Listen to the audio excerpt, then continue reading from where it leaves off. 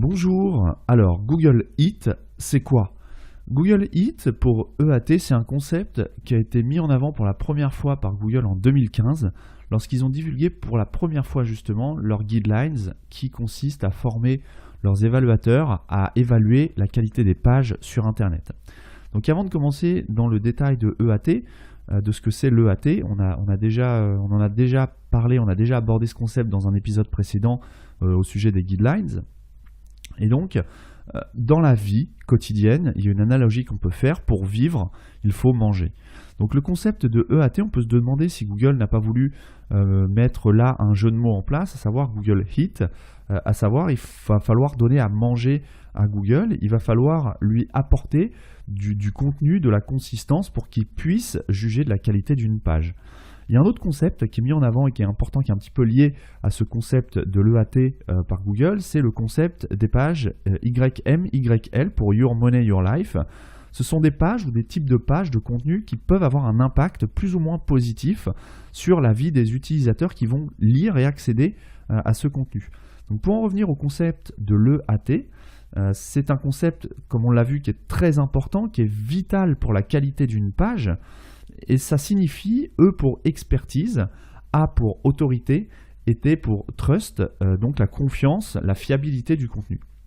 Donc les évaluateurs vont devoir répondre à une question toute simple quand ils vont juger de la qualité d'une page sur laquelle ils naviguent, c'est est-ce que cette page répond aux trois critères que sont l'expertise, l'autorité et la confiance. Il faut savoir que l'EAT peut être attribué à une page, mais aussi à tout un site, c'est-à-dire que c'est un concept qui ne concerne pas uniquement une page en particulier, mais ça peut concerner tout un site en général. D'autant plus si la page est considérée comme Your Money, Your Life, c'est un concept d'autant plus important que la qualité du contenu sera importante si elle a potentiellement un impact sur la vie des utilisateurs.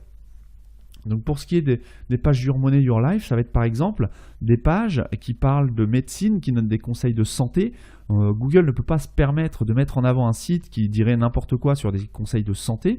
Des pages sur du conseil financier par exemple, encore une fois, Google ne peut pas se permettre de mettre en avant, de favoriser un site qui dirait des anormités en ce qui concerne la gestion, la gestion d'un portefeuille boursier par exemple.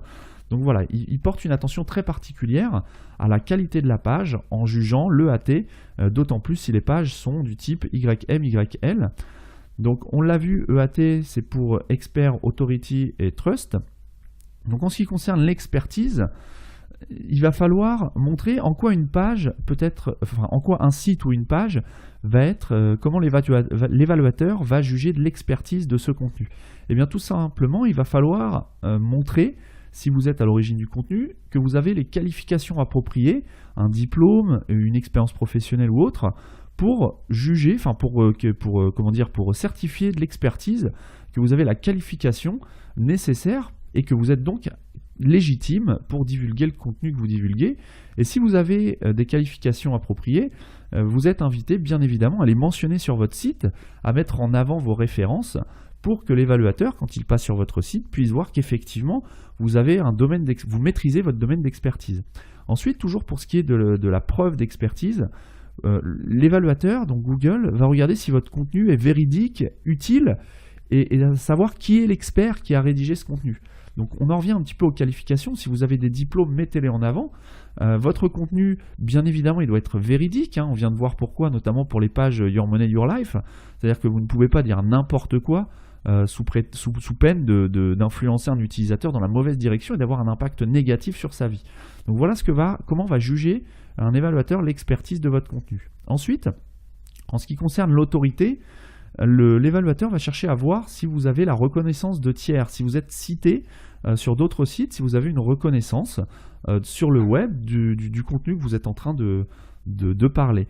Si vous avez des recommandations par des tiers experts, est-ce que vous êtes cité, je ne sais pas, est-ce que vous avez eu un prix Pulitzer, est-ce que vous avez gagné le concours Lépine dans le cadre d'une invention, par exemple, si vous êtes en train de vendre un produit qui a été médaillé au concours Lépine, vous avez tout intérêt à mettre en avant ce prix sur votre site pour montrer que vous êtes vraiment vous avez une autorité, vous faites autorité dans votre domaine qui est le produit que vous vendez, et donc vous avez une reconnaissance nationale, voire européenne, voire internationale, et donc ça sera un gage de qualité, de fiabilité pour Google, pour les évaluateurs, qui seront alors susceptibles de vous mettre une note meilleure.